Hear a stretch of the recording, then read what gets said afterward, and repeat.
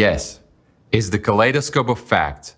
Our international research team continues to disclose little-known pages of humans' chronicles. As you'll see, we've slightly changed the format. Now, we are going to talk about our discoveries through documentaries. Dear viewers, the group has entrusted me to deliver the results of this work to you. My name is Robert. You can address any questions regarding the materials of Kaleidoscope of Facts to me using email displayed on the screen. As before, we go live on the 13th of each month. Today, we will partially reveal the secret of the rapid leap forward that humanity could have made in the early 20th century. Who held back the progress at that time? How not to repeat the mistakes of the past today when we are standing at the finish line? Are you ready to discover the truth? Well, let's go.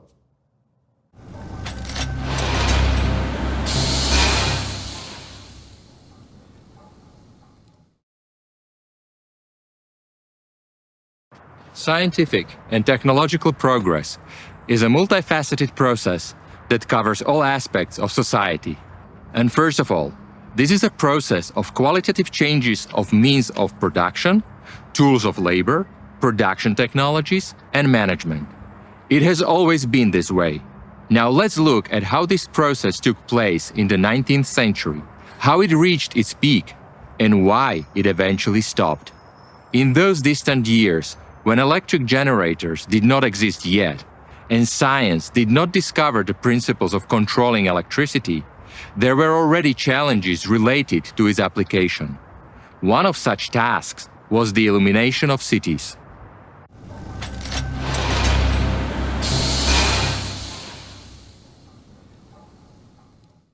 Few people know that during the coronation of Alexander I, Kremlin Cathedral Square was illuminated in the most fantastic manner.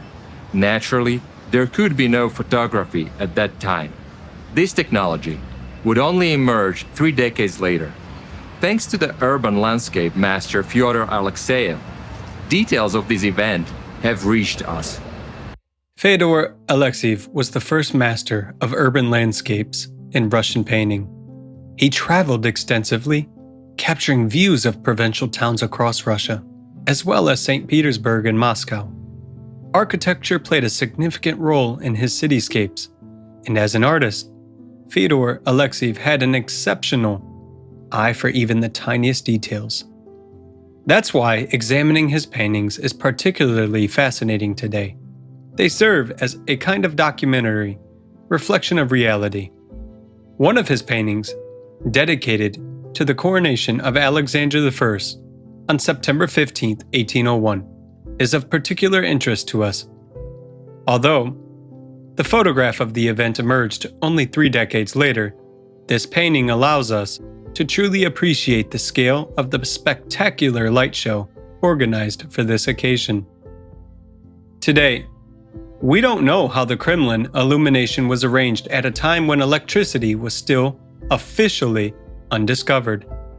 However, we cannot dismiss this artwork as mere artistic imagination, considering Alexeyev's meticulous attention to detail.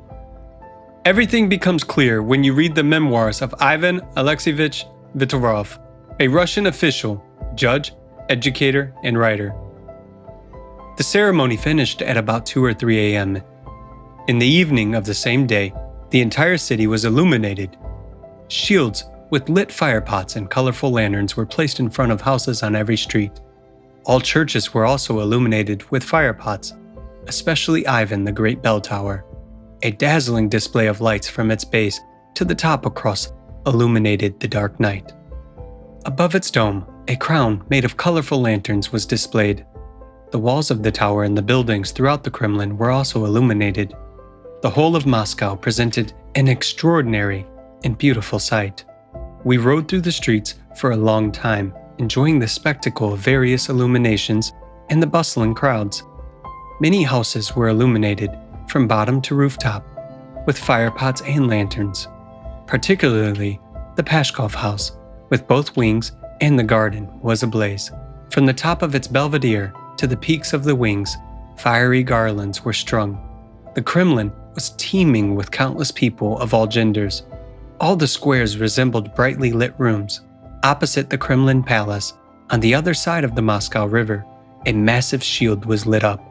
The view was breathtaking from elevated spots within the Kremlin, observing the illuminated surroundings.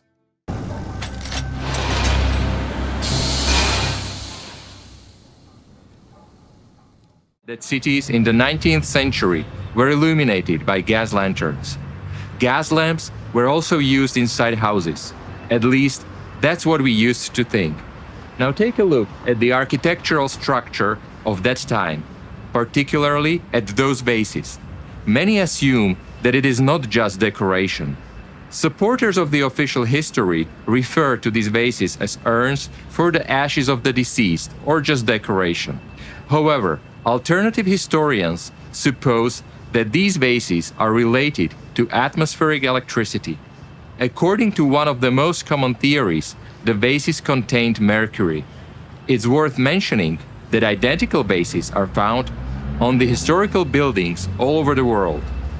It is quite remarkable that mercury played an important role in the 19th century. During that time, it was used in certain lighting devices. Information about the use of mercury can be found in an article from the 1888 issue of the Scientific American magazine. Buoy systems typically relied on long-burning lamps, phosphorus mixtures, electric illuminators, and luminescent paint for their operation. However, at this stage we are interested in mercury. According to one theory, the principle of the buoy's operation was based on generating electricity by putting mercury into motion in glass tubes in a circular path. The buoy's oscillations caused the mercury to move along the tubes and, according to a principle that remains unknown to this day, generate electricity for their illumination.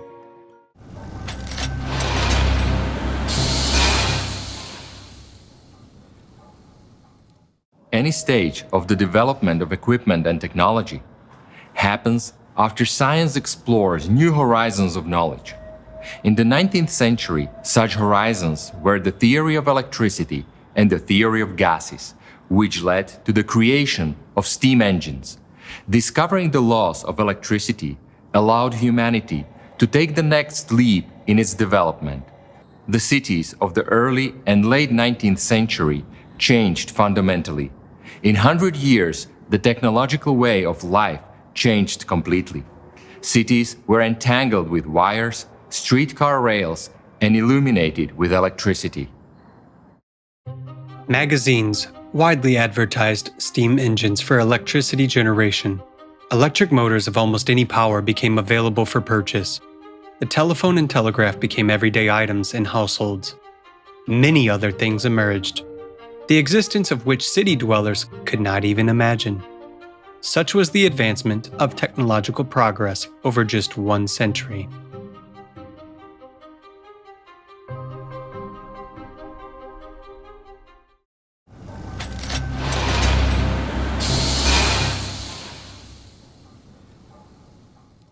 To this day, the most convenient and widespread form of urban transportation is considered to be the electric tram, fast, reliable, and environmentally friendly.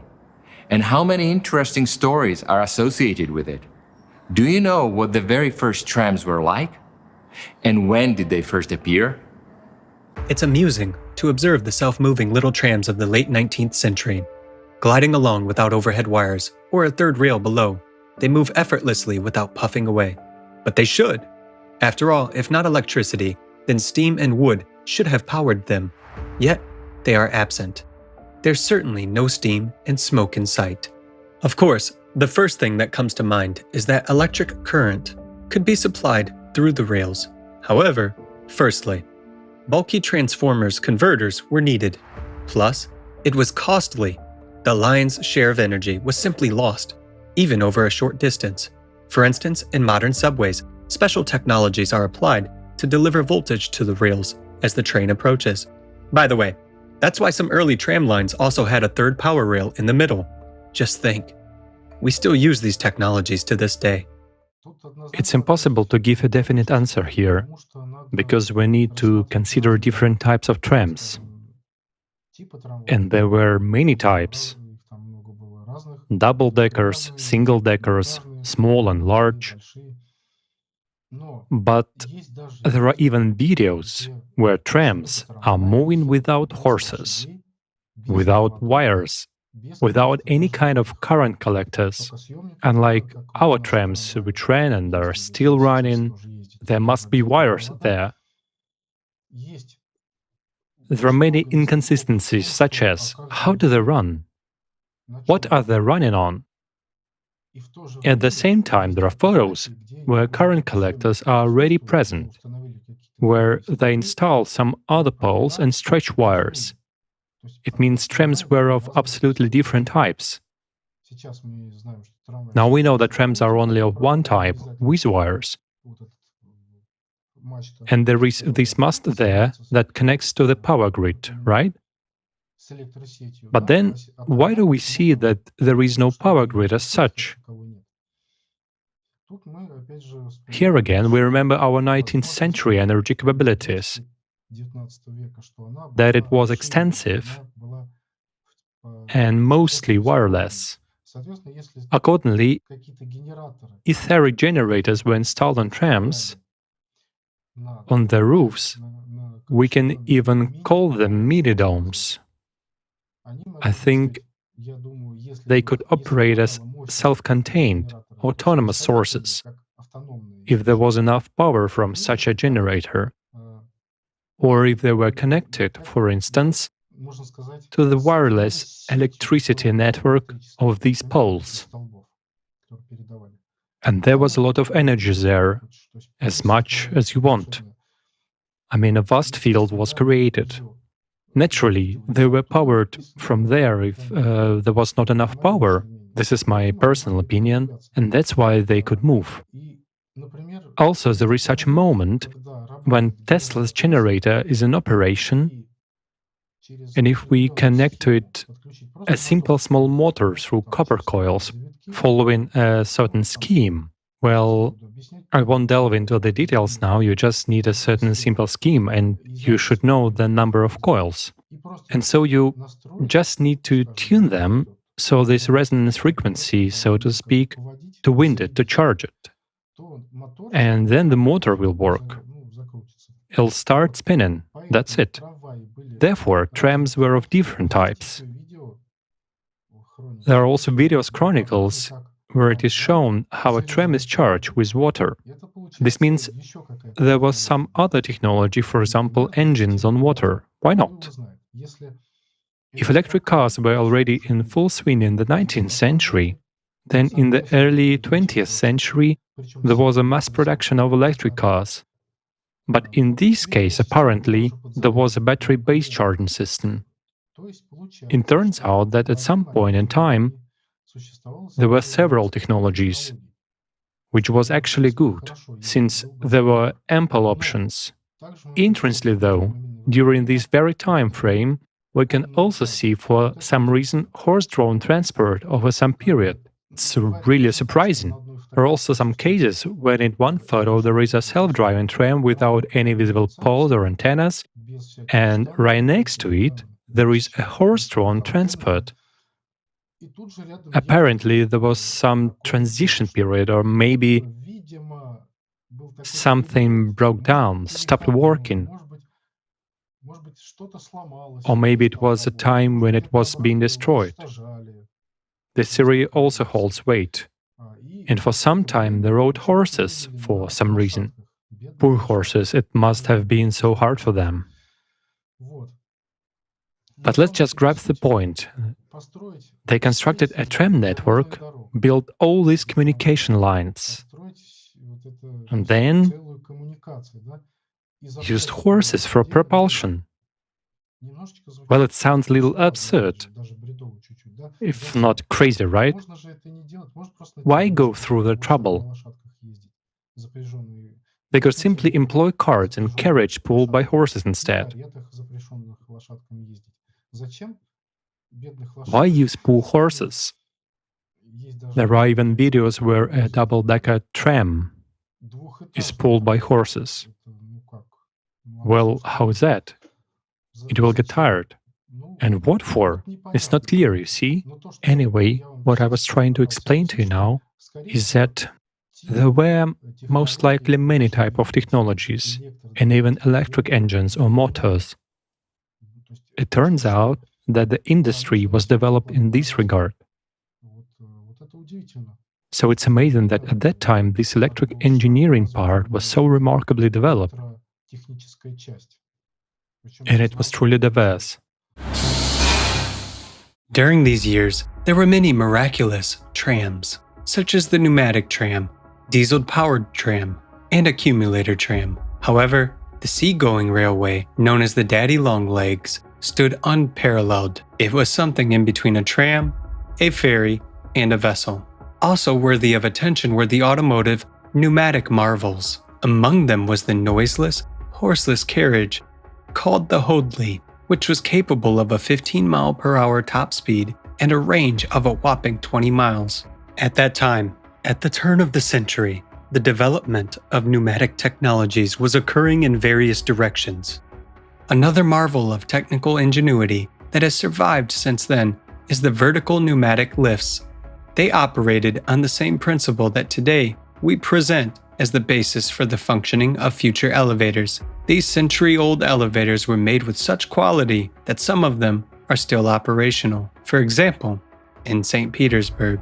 Even in our time, the pneumatic mail system is still in use. It is employed in banks and laboratories to transport documents and samples.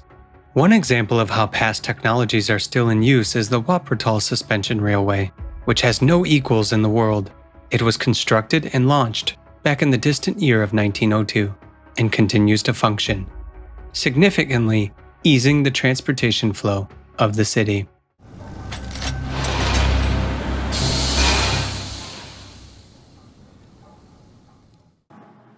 Such videos evoke the feeling that we live in some unknown parallel reality, parallel to the path that we should have taken.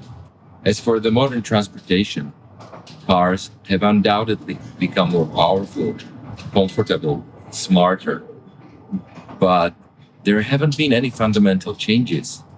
We still rely on internal combustion engines, and the air of our cities is becoming mercilessly polluted by exhaust fumes. Why do you think we were switched to motorized transportation? A typical example of how technologies were concealed is the campaign initiated by General Motors to destroy trams and replace them with automobiles.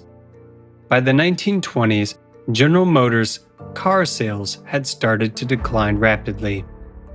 The company's vice president, Alfred Sloan, concluded that the automobile market was saturated and that everyone who wanted to buy a car had already done so. Therefore, further market development seemed impossible. It was then that he made a strategic move in a capitalist-like approach to eliminate electric trams, which had become a major hindrance to the expansion of the car market. In the United States, by the beginning of the 20th century, almost every town with a population of over 2,500 people had its own electric railway system.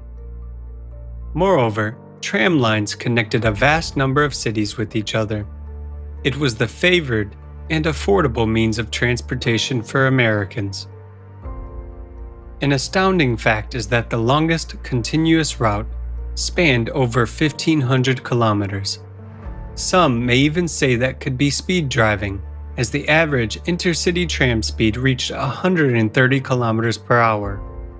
For a while, tram companies and auto giants managed to coexist and develop peacefully. But General Motors organized a huge campaign to destroy electric transport. This is evident from a report by U.S. Senate advisor Bradford Snell in 1974, which presented evidence that from 1936 to 1950, General Motors, together with Firestone Tire, Standard Oil of California, and Phillips Petroleum, created holding companies to acquire tram lines and subsequently eliminated them. The methods employed included direct threats, blackmail, deception, and bribery of officials, utilizing extensive contacts in ruling and banking circles. As a result of this monopolistic diversion, trams were soon replaced almost everywhere with puffing, slow buses. General Motors was the very manufacturer of these buses, and the inconvenient schedules, cramped and stuffy cabins forced well-off citizens to purchase private cars.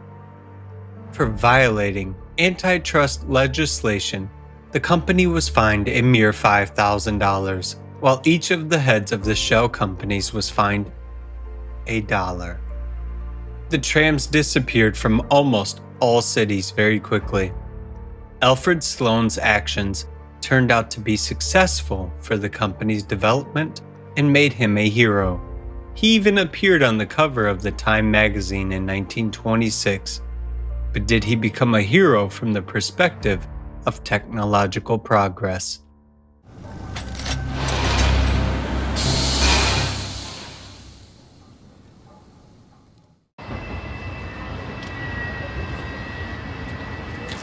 And this is where it makes sense to wonder why progress stopped.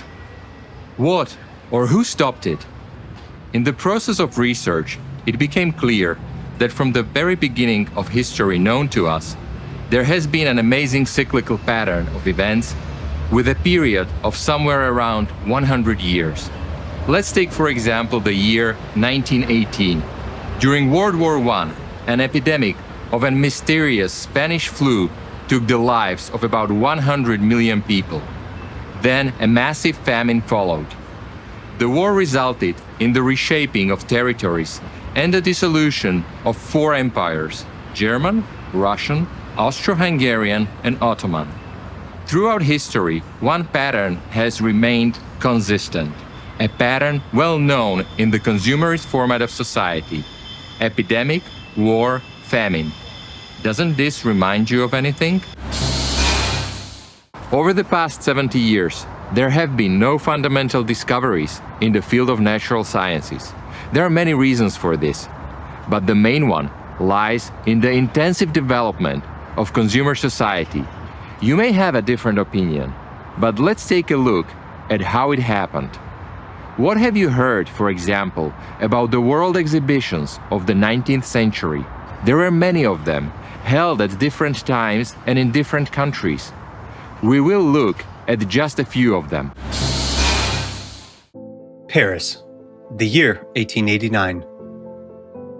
For example, in 1889, the World's Fair was held in Paris.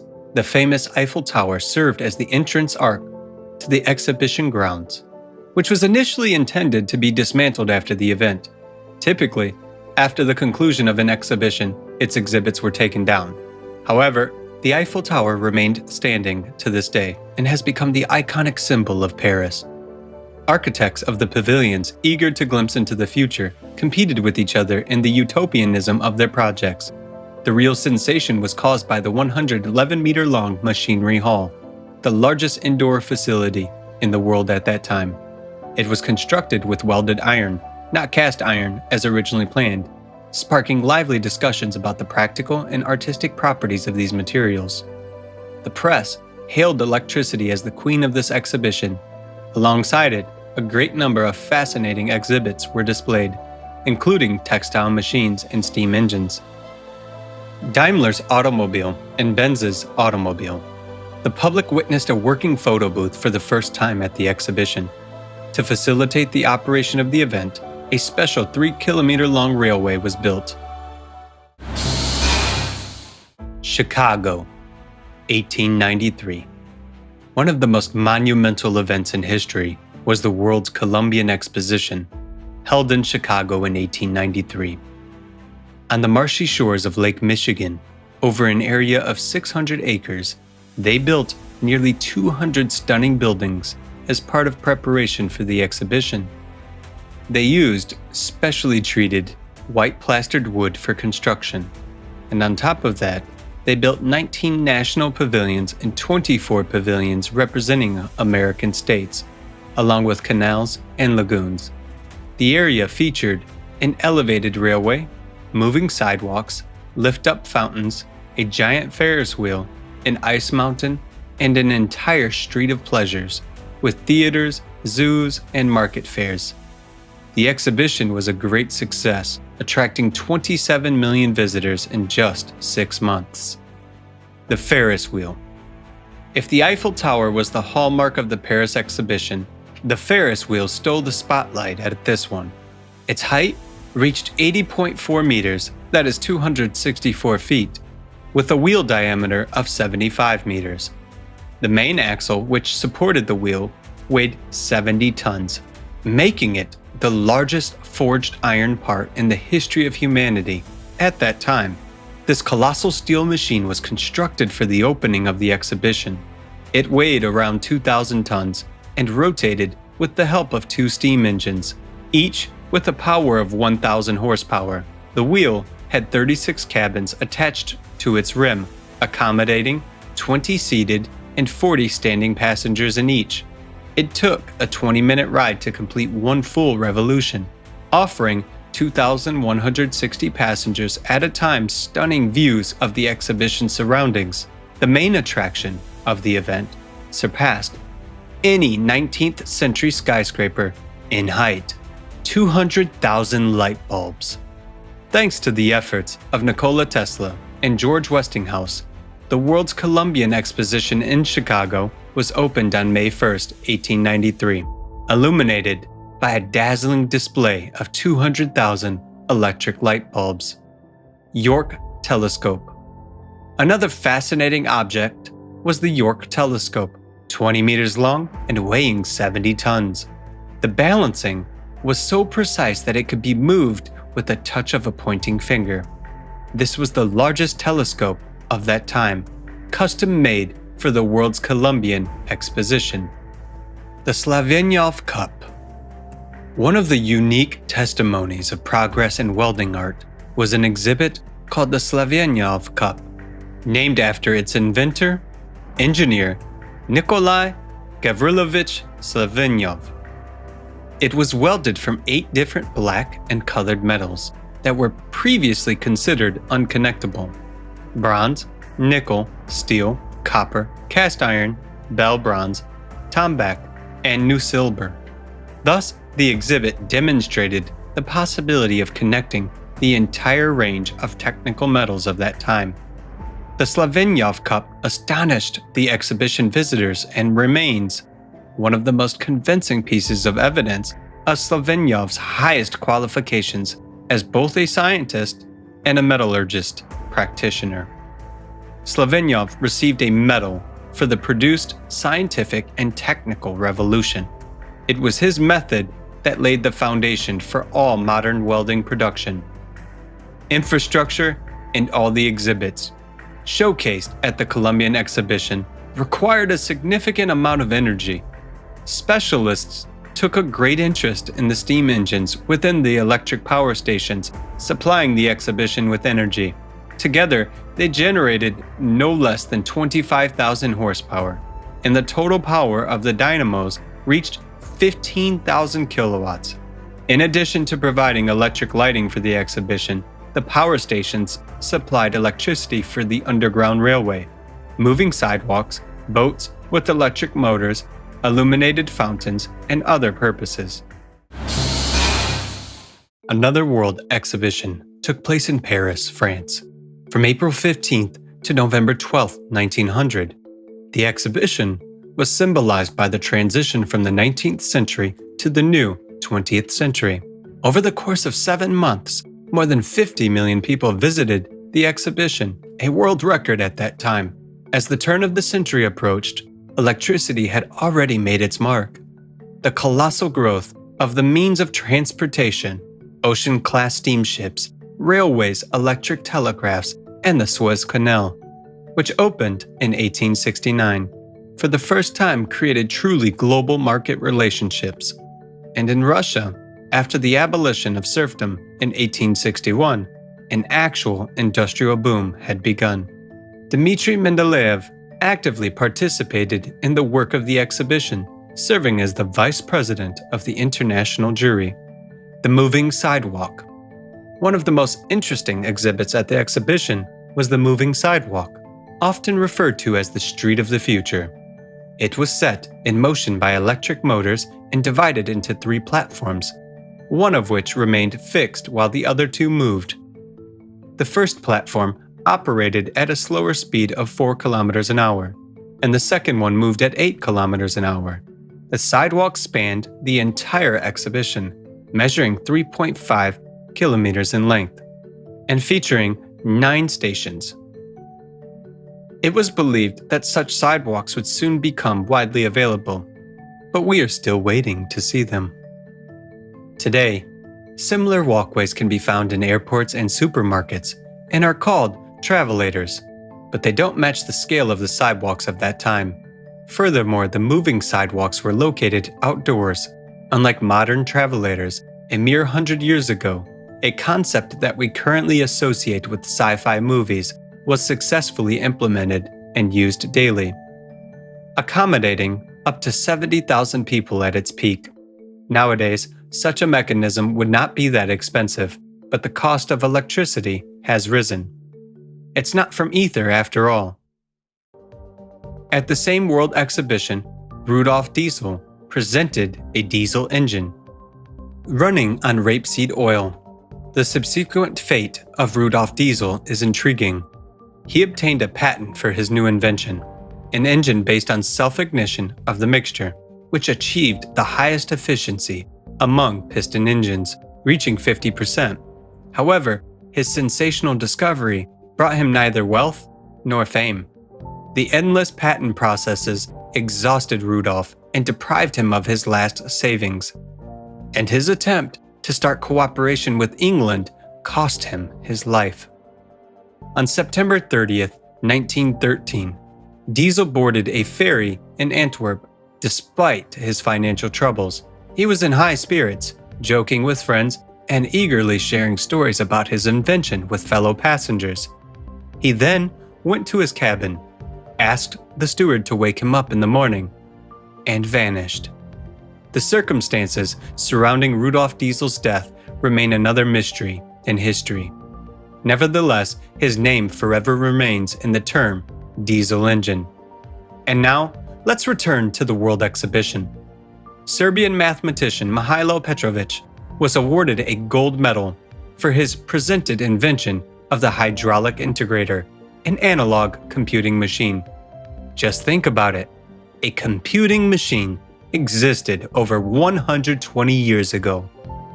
Furthermore, at the exhibition, the Palace of Illusions showcased a refracting telescope at the center of attention. Notably, its lens diameter measured 1.25 meters. This telescope was the largest among all refracting instruments ever constructed at that time. The telescope tube was 60 meters in length and 1.5 meters in diameter. To this day, it remains the largest refracting telescope ever built.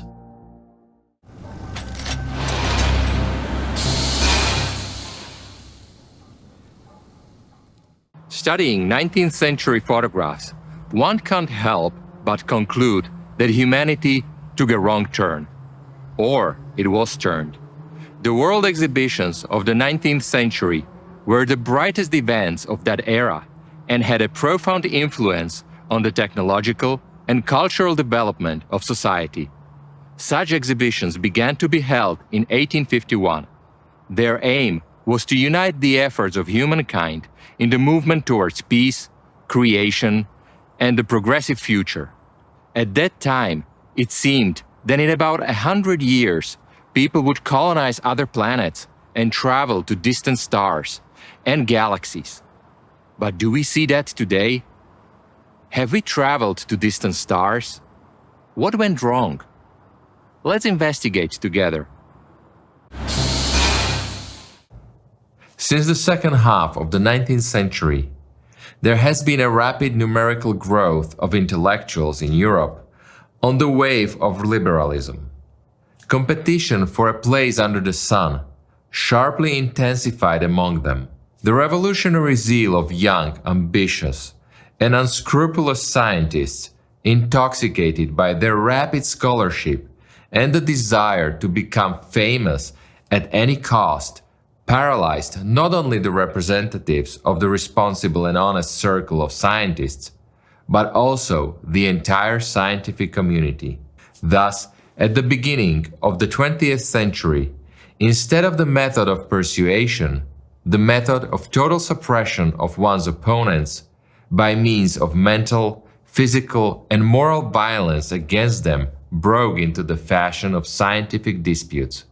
As a result, the so-called enlightened intellectuals, in fact, in a violent way changed the true scientific direction to a fierce relativism, giving science the form of the theory of general relativity, or rather, scientific cynicism. All this is in the best traditions of the format of consumer society. Relativism, from the Latin relativus, relative, is a philosophical doctrine that asserts that all knowledge is relative and that there is no absolute truth, only truths believed by specific individuals or cultures. It is the view that truth and falsity, right and wrong, standards of reasoning and procedures of justification are products of differing conventions and frameworks of assessment, and that their authority is confined to the context giving rise to them. A synonym for the word relativism is relativity. That's when on the horizon of the scientific community emerged an unheard of young physicist, Albert Einstein, an employee of a certain patent office, a citizen of Switzerland. It seems that we know everything about Einstein. One could say that his fame during his lifetime was unprecedented for a scientist of that era. But what do we know about this widely publicized 20th century scientist? In his childhood and youth, there were no signs of his genius. According to accounts from contemporaries, the scientist had difficulty interacting with other people. He performed poorly in school and had trouble expressing his thoughts. Due to his reluctance to socialize, Einstein found it challenging to work with others. And what's more, he couldn't stand physical contact. Scientist Temple Grandin, in her book Thinking in Pictures, claims that Einstein's genius was a result of autistic traits, and he didn't speak until he was 3 years old. In scientific circles, it is known that Einstein did not establish his scientific school.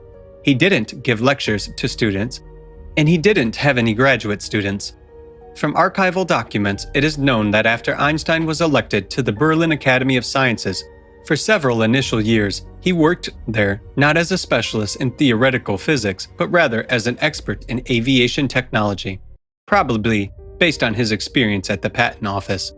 Working at the Bern Patent Office since 1902, Einstein had access to a wealth of the newest and most up-to-date scientific information, accumulated and utilized the cutting-edge knowledge of other scientists.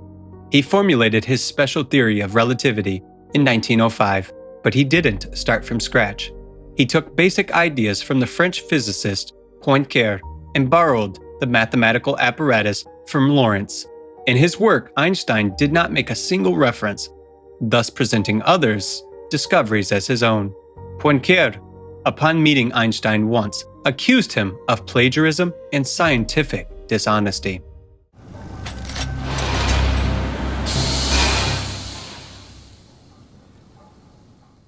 A little earlier, in 1897, the first Zionist Congress was held in Basel, which urgently needed to raise some banner. It was necessary to create and inflate the cult of some brilliant personality, a genius of all times and one nation. Einstein was just the right person for such a role, in which they invested money and promoted his name to unprecedented heights. Thus, in 1905, the 26-year-old Einstein declared that the ether does not exist in principle and presented his theory of relativity to the world. Einstein's followers took a dominant position in science.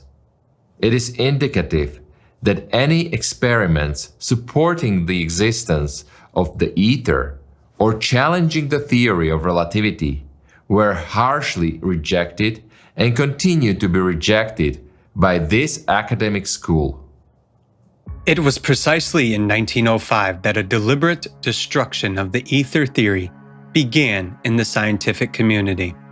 As a result of a secret conspiracy among global industrialists and magnates, a series of figures were urgently put forward to the prestigious scientific Olympus of worldwide significance.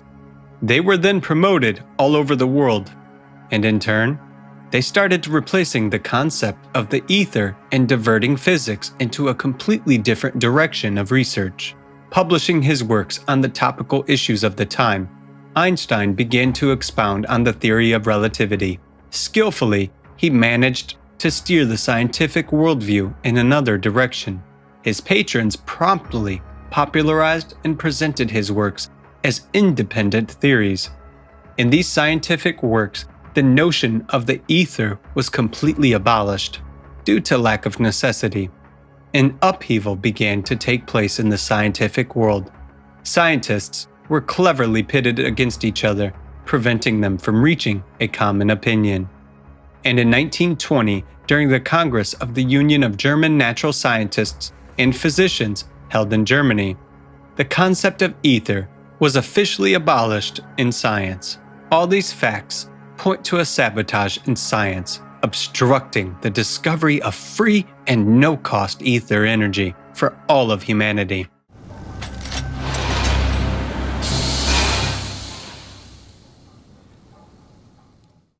Do you know why Einstein won the Nobel Prize?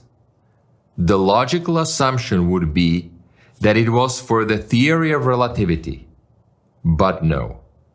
Many scientists on the Nobel Committee understood that there was actually nothing to give the prize for, especially since everyone remembered the scandalous history of his lobbying. There was a whole year of fierce debate before the award was presented, and in the end, the organizers went to the trick. In 1922, Einstein was awarded the prize for his work on the photoelectric effect, even though he had nothing to do with this discovery. Anyway, Alexander Grigorievich Stoletov, who was the first to discover the photoelectric effect and described its 3 laws, couldn't protest. By that time, he had long passed away. It's indicative that Einstein himself was not present at the award ceremony.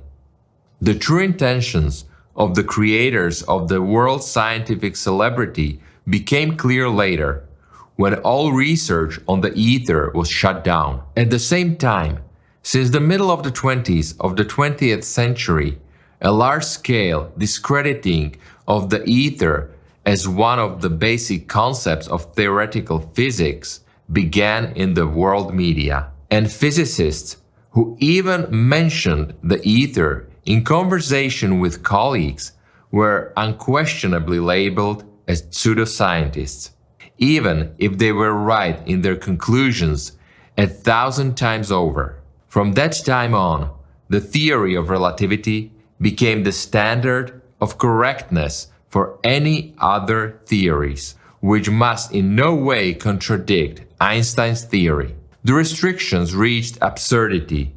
In 1964, in the USSR adopted a special resolution of the Academy of Sciences to equate any criticism of Einstein's theory of relativity to the invention of perpetual motion machine, to explain the authors their misconceptions, and not to allow any criticism of the theory of relativity in the press, because it is anti-scientific.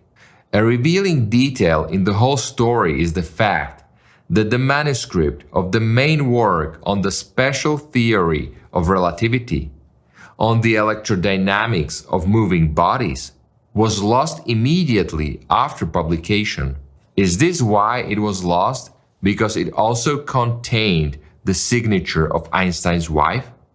There is an opinion, and it's not without its grounds, that the theory of relativity was actually written by Einstein's first wife, Mileva Maric. There's a saying, "Behind every great man, there's a great woman." Soviet academician Yoffe recalled seeing the original articles from 1905 from both Mileva's and Albert's names, but unfortunately, those originals were not preserved, and Mileva couldn't prove anything or didn't seem to make much effort to do so. Mileva Maric Einstein's story remained hidden until Einstein's grandchildren disclosed a collection of love letters exchanged between her and the great physicist. From the correspondence, we learn that Einstein imposed several humiliating conditions on his future wife, and one of those conditions was to assist him with scientific calculations. But love turned out to be blind, and Mileva, smitten with Albert, married him. Nonetheless, they divorced in 1919. The divorce documents of Einstein and Maric are now kept in Israel and classified. Witnesses of the divorce process remember that some very unpleasant facts were revealed during the proceedings, including multiple instances of physical abuse from Einstein. This is the full version of the most recognizable photograph of Albert Einstein, which became a symbol of a genius who knows how to enjoy life, and the story of its emergence stands as a symbol of journalistic luck. Einstein himself liked the photograph, cropping it to the now familiar professor's head, and then sending it as a postcard to his friends. He wrote to one of them, "This gesture you will like, because it is aimed at all of humanity."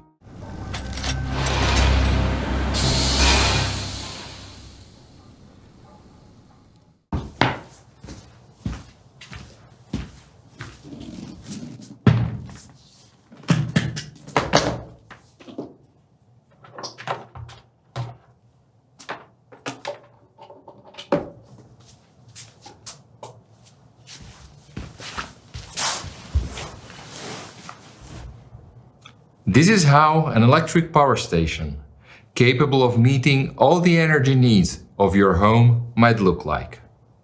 Such a power station would be able to provide year-round heating for a greenhouse at your summer plot illumination and heating for your living space at any time of day or season. It could serve as a source of heat and light in a tourist or geological tent. Of course, it could replace gasoline or diesel engines in cars, eliminating the need to ever visit gas stations. This power station was created by Moscow inventor Yevgeny Papushin, a mechanical engineer and graduate of the Bauman Moscow State Technical University, and a member of the Moscow Aviation Institute.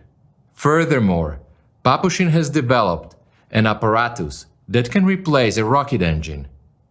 This opens up truly space-age prospects, since one of the main challenges in the modern space exploration is the incredible cost of delivering rocket fuel to orbit and its rapid consumption during flight.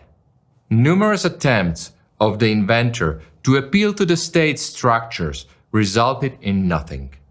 His first installation was stolen, the second was destroyed, and funding for the third one was frozen. From the experience of other scientists, we can say that Papushin got off pretty easily. Many of those scientists who tried to resist imposed scientific dogmas, and those who simply stood up for their right to different views, sometimes paid the highest price, their own life. There's an almost detective-like story about a Portuguese man, John Andrews, who invented fuel for the internal combustion engine by adding a few drops of simple and inexpensive chemicals to a bucket of regular water. This fuel was tested by a special government commission on a car traveling from New York to Washington and back. Following the successful test, one of the largest U.S. oil monopolies bought the documentation and rights to this invention from Andrews for $2 million, and then buried them in their safes. Andrews himself mysteriously disappeared just 2 days after receiving the money. The authenticity of this water-based fuel invention was confirmed by several publications. In Russia, the Russian scientist Mikhail Filippov worked on the problem of wireless energy transmission. He spent several years developing a system for transmitting electricity through the air. As a result, while in St. Petersburg, he managed to light a chandelier in the Tsarskoye Selo from a distance of 30 kilometers. Mikhail Mikhailovich was a unique all-around scientist, PhD in mathematics, physics, chemistry, philosophy. In the summer of 1903, he was found dead in his home laboratory. Filippov's documents and apparatus were seized and are considered lost. Even Nikola Tesla, one of the first scientists nominated for the Nobel Prize, couldn't avoid losing the cause of his entire life. At the behest of Tesla's sponsor, Morgan, all installations and the Wardenclyffe Tower on Long Island were destroyed, as he realized that if given the chance, humanity would never again need organic fuels.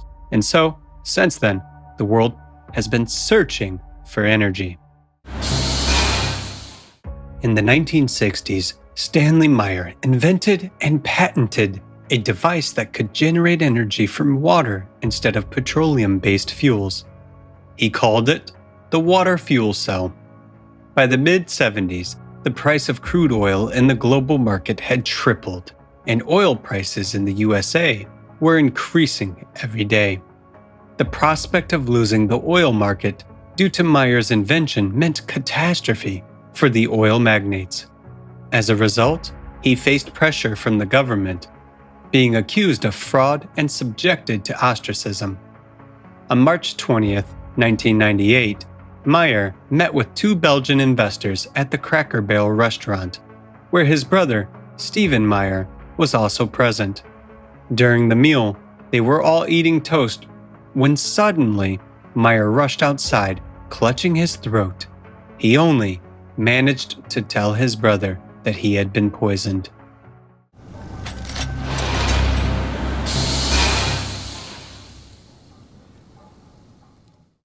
In the next story, we wanted to tell you about Jean Morsel, a French inventor, but unfortunately, the purifiers of science did an excellent job.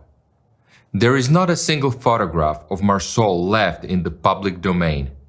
However, it is essential to share his story because it serves as an example of how the consumerist format deals with those who stand in its way.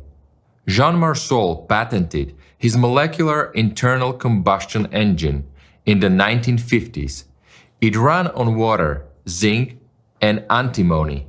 In fact, it was a hydrogen engine where a mixture of hydrogen and oxygen was produced through the catalytic decomposition of water. The inventor's work on the engine was discontinued under the pressure of transnational oil monopolies. After all, if instead of gasoline and diesel fuel, car engines began to run on water, the monopolies would have lost their well-established business and immense profit. Immediately after filing the patent application for the molecular engine, Jean Morsel, along with his wife, mother-in-law, and 4 children, tragically died in a car accident. That same night, a sudden fire broke out in his laboratory, destroying everything to the ground. 3 days later, the first wife of Morsel died under a train, and shortly after, the inventor's father passed away unexpectedly. Military investigators seized the remaining manuscripts and documents. The fate of the laboratory employees remains unknown. In 1972, Richard Clem from Texas, USA, was working with equipment that sprayed and pumped liquid asphalt. He noticed that the asphalt cone pump continued to operate for up to 30 minutes after the power was turned off. This discovery led to the creation of a fuelless motor. Richard Clem claimed that the motor didn't require fuel, only the oil needed to be changed every 150,000 miles. a large coal company offered financial support to Clem and signed a contract to purchase the motor. However, shortly after signing the documents, Richard died of a heart attack. Why did the coal company show interest in his motor if they hadn't bought the patent for the fuelless motor? Not only conventional motors, but also the fuel itself, coal, oil, gas, including the coal company itself, would have become unnecessary for the world at that time. Albert Victor Iosifovich Vanek, 1919 to 1996. Doctor of Engineering, professor, and corresponding member of the Academy of Science of the Belarusian SSR. He is known worldwide as one of the founders of the theory of heat and mass transfer, and the thermophysics of casting processes. His profound analysis of the foundation of traditional thermodynamics and numerous experiments led to the creation of the thermodynamics of real processes. This new thermodynamics offered a fresh perspective on axioms and demonstrated the fallacies in Einstein's theory of relativity. Vanek's developments in the field of propellantless motion had the potential to revolutionize all fuel technologies. He wrote, "I am aware that many enthusiasts attempting to create a propellantless vehicle capable of flying experiment with rotating various bodies, devising the most intricate motions to their crafty devices, etc., in an attempt to circumvent Newton's laws of mechanics. Whole institutes are engaged in this. However, I must immediately disappoint all these enthusiasts. It is fundamentally impossible to trick Newton's mechanics. There is only one way to achieve what they desire, to influence the course of time, as God has not provided any other way." Vanek encapsulated his ideas in the book Technical Thermodynamics and Fundamentals of Heat Transfer. In the summer of 1968, the famous third edition of Vanek's book, Thermodynamics, appeared on store shelves. In it, he presented the idea of the existence of elementary forms of matter movement, considered as elementary particles, bricks of motion. The scientific mafia confiscated Vanek's works, in particular, A Word of Praise for Entropy, where he satirically criticized Einstein's theory of relativity and the theory of motion, which presented his new theory, were seized from the printing house and destroyed. His Thermodynamics was removed from bookstores and burned at the stake. In a letter to the newspaper Komsomolskaya Pravda, Vanek wrote, "I want to draw the attention of the editorial staff and readers to the fact that the existence of superluminal speeds and the variability of the speed of light in a vacuum is a firmly established scientific fact. This refutes Einstein's myth of the invariability and constancy of the speed of light." His scientific interests were extremely diverse, ranging from casting processes, the fundamentals of space and time, to the relationship between science and religion. He was a scientist, philosopher, a bright and extraordinary personality who left a legacy of honor. Advocates of the Standard Model and similar orthodoxies vehemently reject Vanek's theory. The absurdity of the situation was that Vanek was subjected to psychiatric evaluations. He described the events of March 1973 as follows. Once, it happened on March 20th, 1973. They even burned down my laboratory, workshop, and the party organs, although I am not a party member, declared me guilty as they don't look for the guilty. They appoint them and imposed the obligation to pay for the repairs of the burnt premises. In a letter from A.I. Vanek to S.G. Smirnov, according to my records, you are not familiar with Books of Sorrows, so I am sending it to you. Perhaps someday it will be in demand, but for now, it's yours. It is, to some extent, autobiographical. Therefore, when I first presented it in Alma-Ata, naively, as far away from Minsk as possible, the effect was such that if I show it to anyone else, the same fate awaits me, as with the poet, I believe, Nekrasov, whose remains were spread over 15 meters on a wall by a car bumper in Paris, or with the pilot who flew away with the MiG to Japan. His remains were spread over 25 meters in Brazil, and I would be spread over 50 meters. After that, I came home, took all my savings, and in Kunis I made dozens of photocopies among friends, traveled to different cities, and handed them out to various people, so that there would be some trace left after being spread. I encountered the right person in Alma-Ata from the very beginning. Then, and before that, they were always on my heels, promising that I would die in 2 months. My copies multiplied like fruit flies. Now, there are hundreds of them.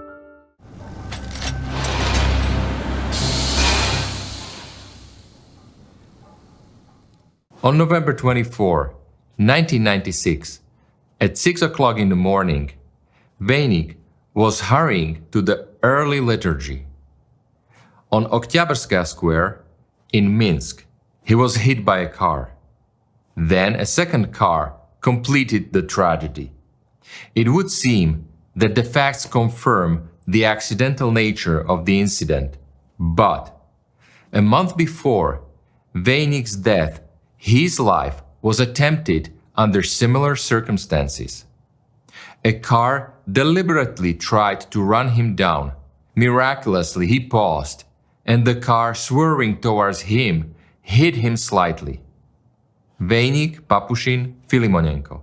Those we've mentioned here are only a small part of the known scientists, and how many geniuses who could have been of great benefit to humankind simply disappeared without ever hitting the press outlets. The consumerist format has desperately resisted humanity's desire for the knowledge of truth, sweeping away the best and brightest personalities from its way. Inventors create a prototype, patent it, and make announcements in the press, after which the technology mysteriously disappears somewhere, and only occasionally reliable information is received about how this happens, how these emerging technologies are being closed off. And it happens this way. A phone call. Young men appear, not always in black, sometimes in gray suits, always well-dressed, very polite, and with very serious facial expressions. After that, inventors or developers are made offers which, as a rule, they cannot refuse. In really rare cases, when the inventor is very lucky, they receive a more or less substantial sum, approximately $1 million, deposited into their account. These are the rarest cases.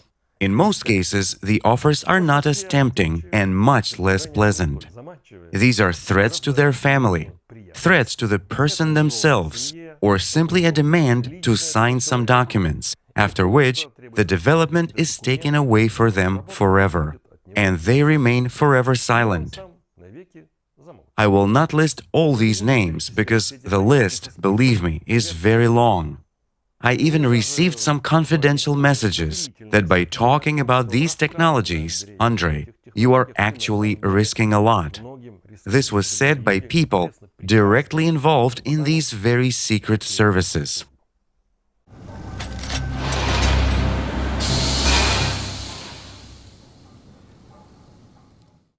We observe the halt of progress, not only in science, but also in art. In the second half of the 20th century, modern people stopped dreaming about space flights, visiting other worlds, time travel, breakthrough discoveries, and a happy future of humanity in a society of harmony and creation. Nowadays, mass culture mainly operates with negative and destructive plots, programming us for the outcome the world authorities expect.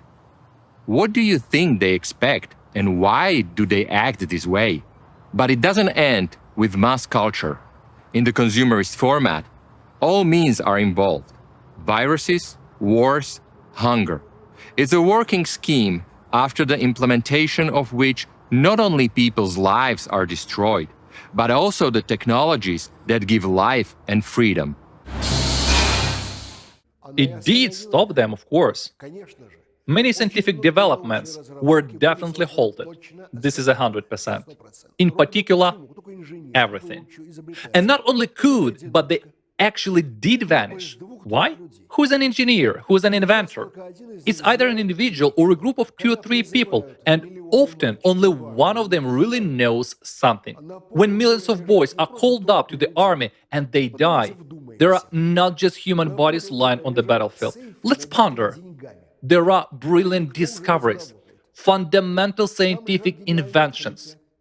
There are absolutely amazing philosophical treatises and artistic works that no one will write or create anymore. And the First World War led to the death of a huge number of young men. I understand that feminists will bark at me for these words, but it's precisely young men who are the gene pool of the future humanity.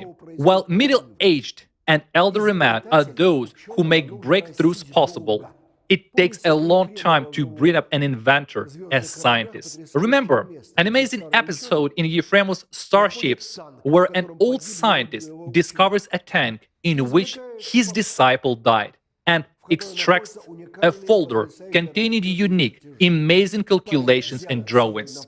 The young man took them to the front line and never returned. It's a fairy tale, a science fiction, a work of art. Yet, there is a reality behind such works. A perished inventor is not a fairy tale. And just not on the front line. They don't have any money to pay him. We're doing an important job. We're defeating the enemy, while you asking for money for some trivial things. Look at you. Go sweep the streets, help the defenders of the homeland. And the person dies of hunger or stops his interesting and significant research.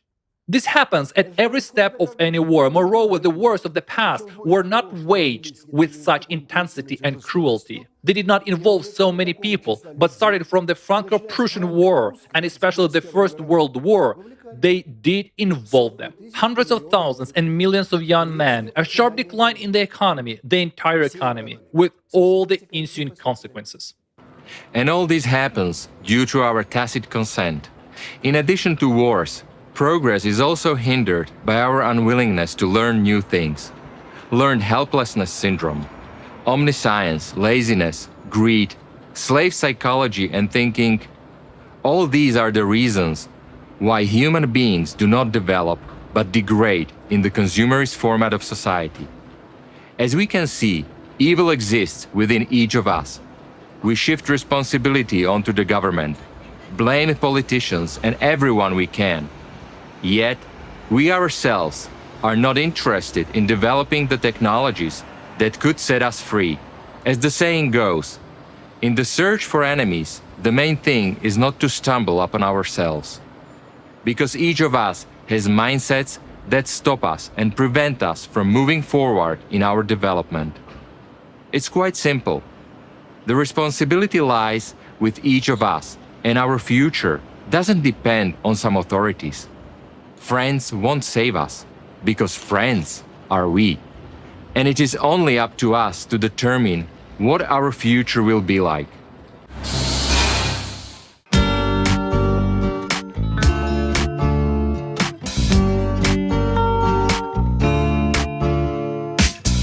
Born against your will in a world of death, in deceitful dreams. Who are you, a fledgling trapped in a cage, enduring so much sorrows and tears? For whom do you live and what do you breathe? How many precious years and moments have you sold yourself into boundaries do you hear? For those who hold the carrot and the whip, look at yourself, what do you see? In the world what you once dreamed of, or human demanding, hustle him not, squander your potential. Have the sweetness of freedom be forgotten, lost in web of cheap pretenses. Have your heart learned to love in the emptiness of endless dreams. Start the chains of the cynical society, remember who you are, what your purpose is.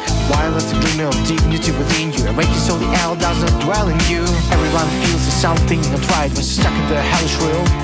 With our own hands we created it, that we could have lived in paradise. Having lost our humanity, we lost ourselves, and for the last 6,000 years we've been destroying, suffering, losing our souls, hiding under the darkness of ignorance. Born against your will in a world of death, in deceitful dreams.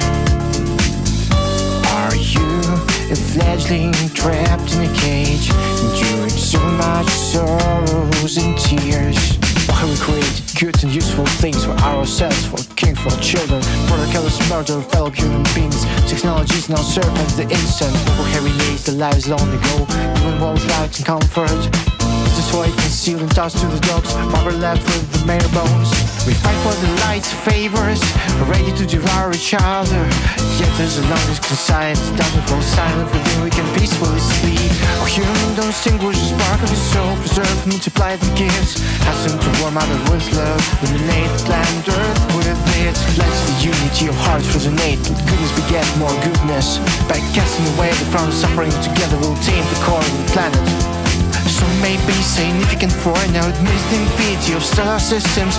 When untied, we already ate, but separate, we see age to exist. Build unified and free world, reach the boundaries of the universe. Invite the unelected to faster friendship of our planet, where no green faces well. Without lies, evil, cruelty, inequality, knowledge and love.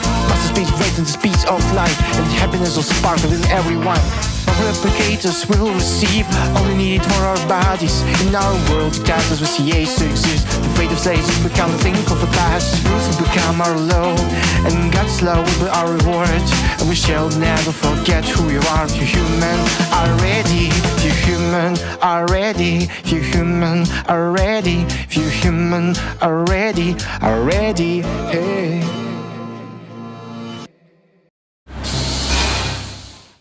This is our present.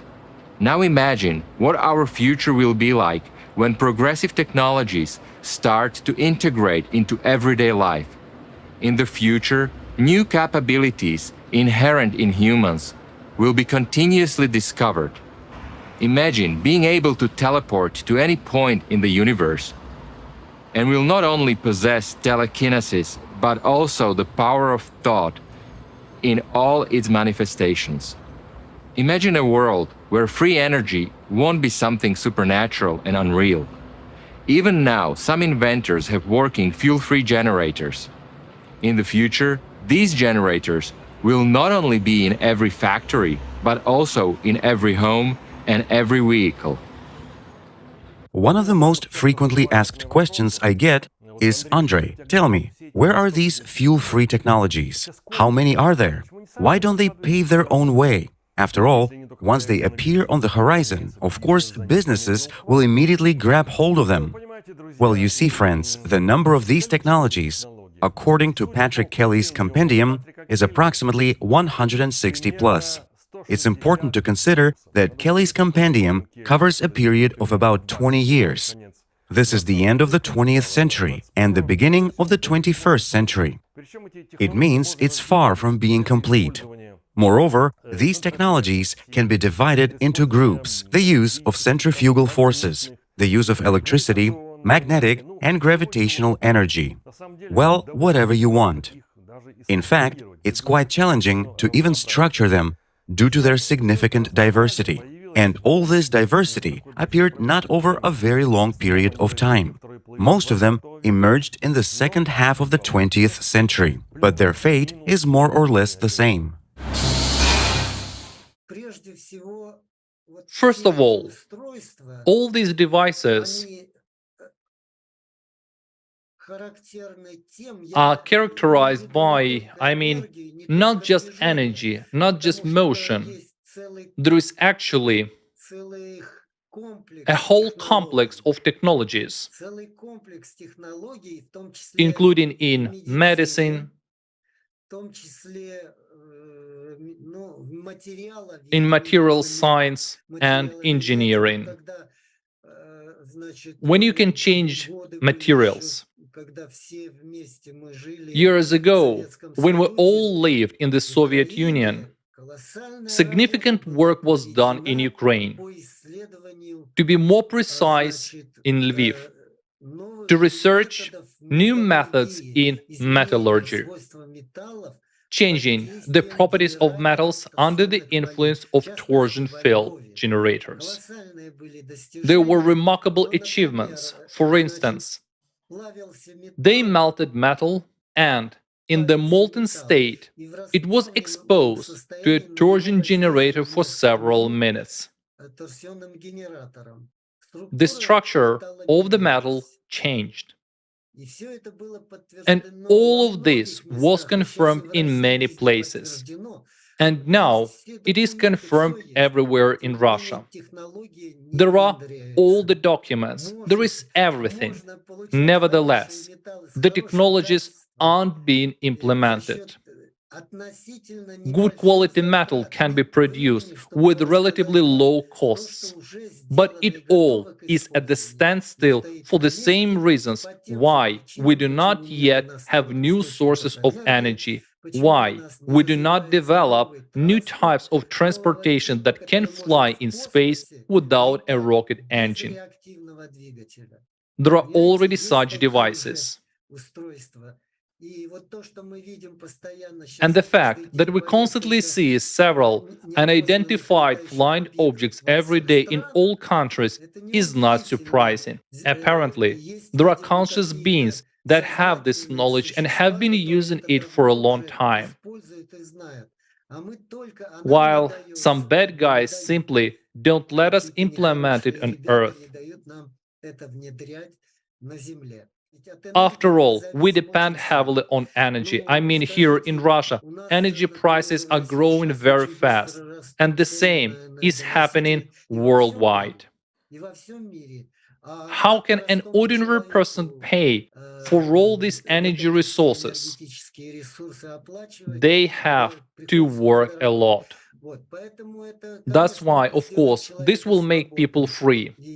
And a free person will have more opportunities for a normal life, for using their time for more useful things, such as leisure, tourism, providing themselves and their family with necessary resources.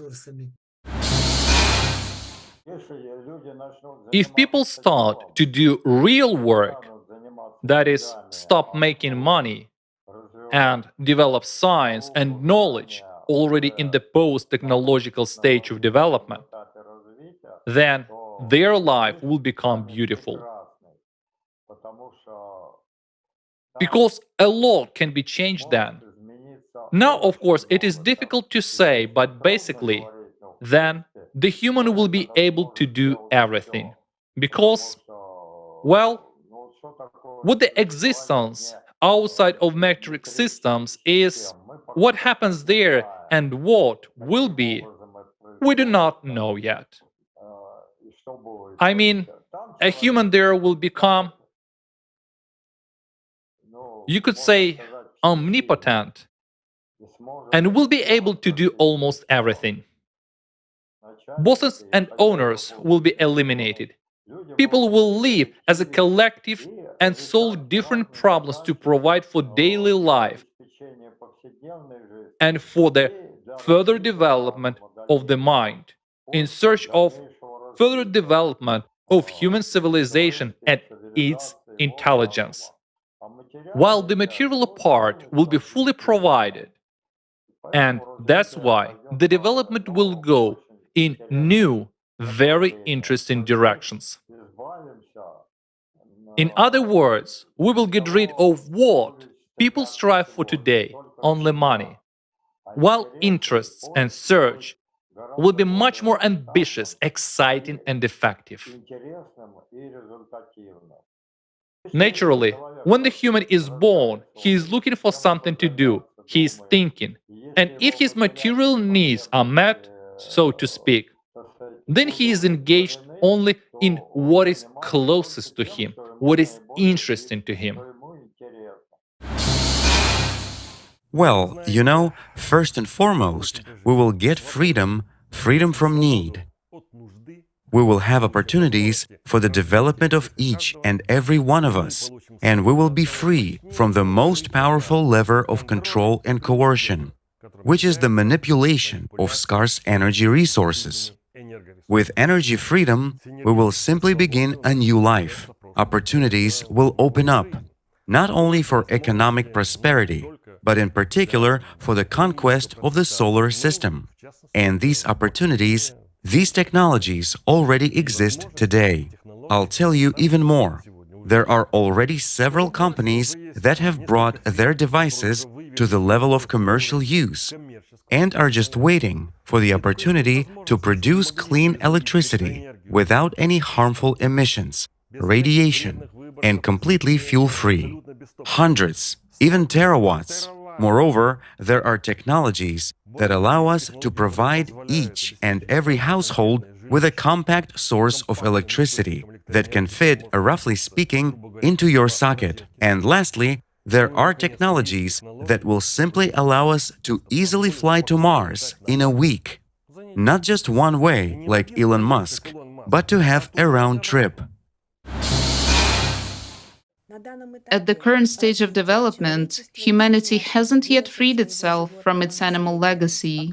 As long as we wage wars and produce weapons of ever-increasing destructive power, deep knowledge about alternative forms of energy is unlikely to be made available to us. And this is probably for our good. We don't give a dangerous tool to our child until they grow up and become conscious enough to use it for their benefit and without harming themselves. In a sense, the human race are still unconscious children, and demiurgic forces protect us from causing irreversible harm to ourselves and the planet. Before working with such powerful and potentially dangerous energies, we must at least learn to live in peace with each other.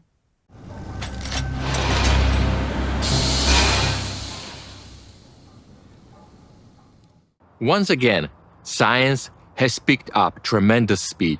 Just a little more, and it will cross the red lines that were drawn for it 100 years ago. Right now, the same story that halted progress in the early 20th century is repeating itself in a well-established pattern. Epidemic, war, famine.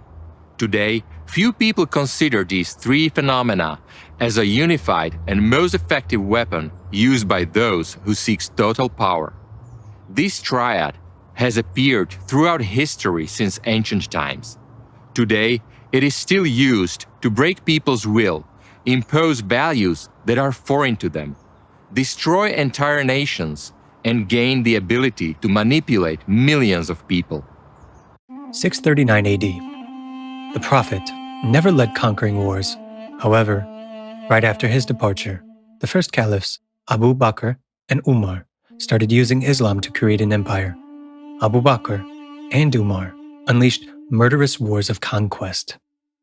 True Muslims, faithful to the Prophet Muhammad, those who dedicated their lives to serving Allah, were deeply dissatisfied with such actions of the new caliphs. And, at that time, there was a widespread outbreak of plague. It started in the district of Amwas, near Jerusalem, and then spread throughout Palestine and Syria. In the military camp of the small town of Amwas, by the year 639, only 4,000 Muslim warriors remained out of 24,000. Almost all the top army commanders who knew the Quran and fought alongside the Prophet himself perished. The plague wiped out everyone who carried the idea and the knowledge. This allowed Umar, who betrayed the Prophet's commandments, to put the people he needed at the head of the army. Immediately after the plague, an artificially created famine began. Due to the drought, there was a real problem with the harvest, but Umar prohibited making reserves and personally distributed the food brought by the caravans. He clearly understood what he was doing, using starvation to suppress people after the war, making them think more about a piece of bread rather than the truth. Umar destroyed most of the people who could make any resistance and break the rest. It was an ideological act. Umar and his associates changed the worldview of a huge number of people. The consequences of this we still see to this day. 1918 AD. During the First World War, an epidemic of a mysterious flu called Spanish flu claimed the lives of about 100 million people. This exceeded the losses in the First and Second World Wars. 2 to 3 years later, after reaping its harvest, the Spanish flu disappeared, and the source of the flu was never found. However, there is no doubt that the First World War played a significant role in the spread and evolution of the virus. Doctors know very well that during military actions, more soldiers die from diseases than on the battlefield. This is because not only war, but also the movement of troops and civilian populations contribute to the spread of epidemics. And then, mass starvation followed. 2020 AD. 100 years after the deadliest flu epidemic in history, the Spanish flu, humanity once again faced a high-tension virus threat. On March 11, 2020, the World Health Organization declared the beginning of a global pandemic caused by a new strain of coronavirus, or COVID-19. By the most modest estimates of the WHO since the onset of the coronavirus attack, the disease has claimed the lives of at least 20 million people worldwide. Millions have suffered and continue to suffer from post-COVID syndrome and exacerbations of chronic diseases triggered by COVID. Right now, through mass media, humanity is being deliberately prepared for an upcoming famine.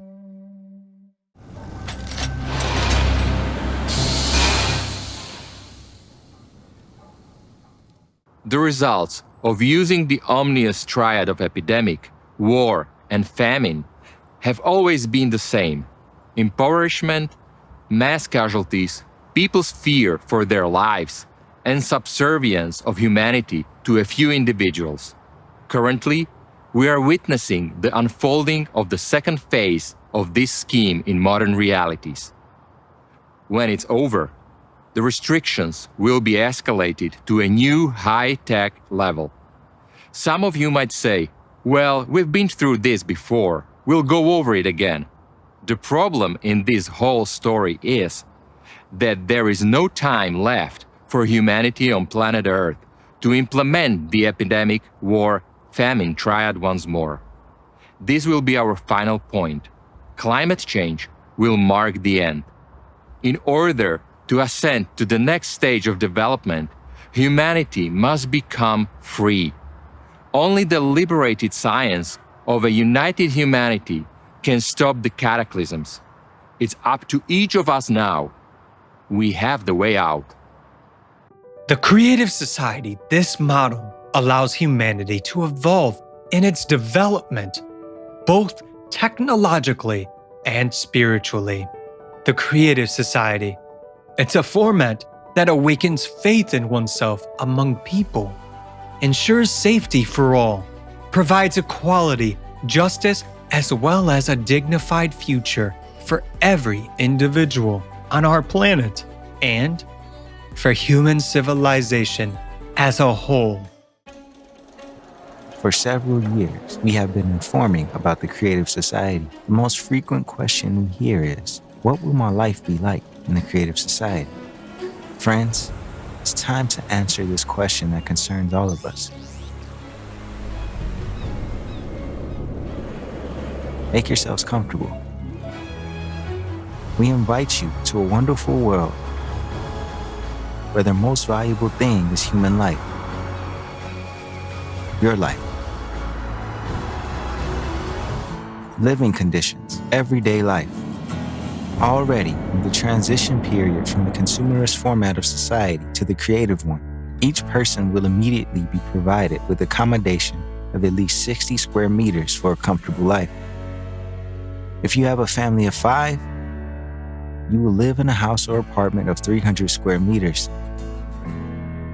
This housing will be your property. It will not be subject to taxes and utility bills. As your family grows, your living space will expand. A consumer paradise will be created. The availability of free time, money, and a variety of quality goods and accessible products. And this is already in the transition period from a consumerist format to the creative society. Financial freedom. People will become financially independent starting from their birth. From the first day of the transition period to the creative society, all mortgages and loans will be written off. No more inflation. Prices for the same product or services will be the same all over the world. No more taxes on small and medium-sized businesses. No more taxes on individuals. You will receive a universal basic income of $10,000 every month. There will be no need to work in order to have a roof over your head and feed your family. In the creative society, you will always have confidence in your future. Do you want more money? There will be an opportunity to work doing what you love to do. Only 4 hours a day, 4 days a week. You will have a vacation at least 2 months a year. Do you want to work more because you get a buzz out of doing your job benefiting society? Go for it. You are always free to choose. All hard, dangerous, harmful, and monotonous work will be done by robots and automated systems. A human is not a slave to toil from morning till night for a penny. You will have time for yourself. You will be able to do things you really care about. Spend time with people you love. Develop yourself. Be creative. And travel to any part of the world without visas or restrictions. In the creative society, every day of your life brings only joy and pleasure. Environment. Production will be waste-free and completely environmentally friendly. Pesticides and chemicals will no longer be needed to grow products. Only tasty, healthy, and varied foods will always be on your table. You will be able to enjoy clean, fresh air wherever you go. You will be able to drink crystal clear water saturated with good microelements and minerals. In the creative society, we will restore the ecosystem of the planet, and we will be able to admire the purity of oceans and the beauty of pristine forests. The creative society is a world of harmony and beauty. Healthcare. Perfect health of every person is one of the priorities of the creative society. From the very beginning of the transition period, medical care will be free for everyone. Doctors will be paid for healthy patients. A patient will no longer be seen as a profitable client. Each medical center will be equipped with artificial intelligence that will incorporate the experience of all the best doctors in the world throughout history. The very approach in healthcare will change. It will become 90% preventative. And all this right away in the transition period. Now, in the creative society, new technologies will allow humanity to never get sick. Everyone will have an opportunity to significantly increase their lifespan.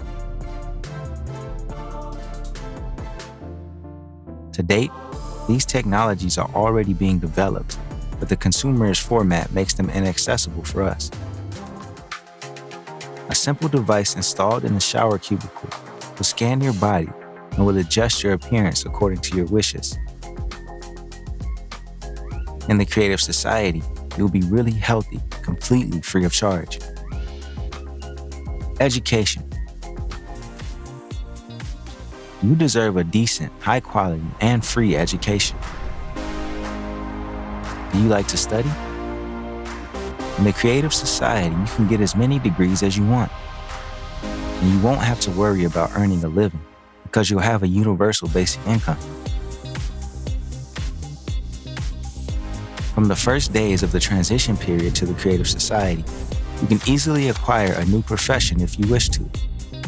Artificial intelligence will create an adaptive educational program for you according to your peculiarities. You can study anywhere in the world and at a time that suits you. The creative society is a world of knowledgeable and versatile personalities. Freedom.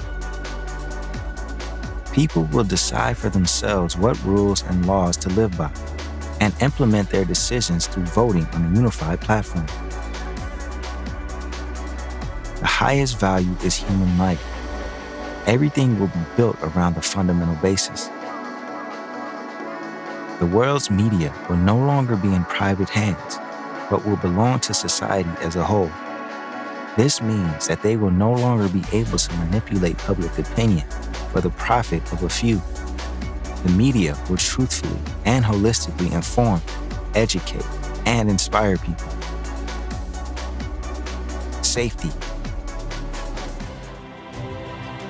Already, in the transition period from the consumerist format to the creative society, the fate of people will no longer depend on the decisions made by a few individuals and on what those in power will agree among themselves. Society will create conditions in which wars, murder, theft, slavery, human trafficking, and drug trade will be impossible. Crime will completely disappear. The latest technologies will be implemented everywhere, which will help the Unified Emergency Service to work proactively to prevent accidents and crimes. You can easily let your child go to school or outside being completely sure about his safety. You'll be safe and secure at all times of day and night while returning home in the evening, going for a walk in the park, or going to a concert. The main danger, the threat of a global climate catastrophe, will be solved. Humanity will never again be threatened by climate disasters and wars. In the creative society, you and your family will be safe anywhere in the world. You will get all this starting from the first days of the transition period. And already, in the creative society, thanks to a replicator technology, you will be able to get everything you need. All kinds of food, clothes, household items, and much more.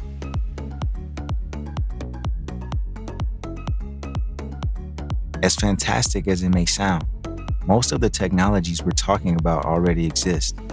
It's just that it's impossible to use them in a consumerist format. Beginning with the transition period, science and technology will be aimed at improving the quality of human life. Life must bring only joy and pleasure. The whole absurdity is that, despite having all the possibilities to live in the creative society already now, we continue to maintain the consumerist format. We can build the creative society peacefully, without struggle or confrontation, in the shortest possible time. There will be no more revolutions, except scientific and technological ones, which will be a permanent and natural phenomenon in the creative society. Tell your family, friends, neighbors, and acquaintances about this perspective. Share how beneficial and cool the creative society is for them. You and I are living in an amazing time, when within a short time we can move from the slave system of the consumerist format to the free and safe world of the creative society. Everything depends on you. If you want such a life, support the creative society and tell everyone about it.